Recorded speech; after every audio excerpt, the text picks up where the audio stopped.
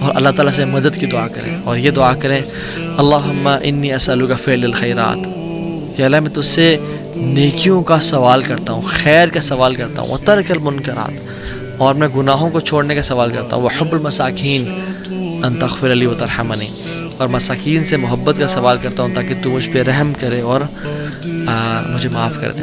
اور ایک اور بڑی کمال کی دعا، اللہم اصلح لی دینی الذی عصمت امری واصلح لی دنیای التی فیہا معاشی واصلح لی آخرتی التی فیہا معادی۔ یہ اگلے جو بات ہے نا، یہ نوٹس کرنے والی ہے، وَاجْعَلِ الْحَيَاةَ زِيَادَةً لِی فِی کُلِّ خَیْر، یا اللہ میری زندگی کو بڑھا دے ہر خیر میں، وَاجْعَلِ الْمَوْتَ رَاحَةً لِی مِن کُلِّ شَرٍ، اور میری موت کو راحت دے دے، مجھے میری موت کو بچا لے ہر قسم کے شر سے۔ تو اللہ تعالیٰ سے نا دعا کریں، اور اپنے ڈیلی روٹینز میں، اپنے ڈیلی اسکیجول میں ان چیزوں کو شامل کریں، پھر آپ دیکھیں آپ کو جینے کا مزہ آئے گا انشاءاللہ، آپ کی زندگی میں برکت ہوگی انشاءاللہ۔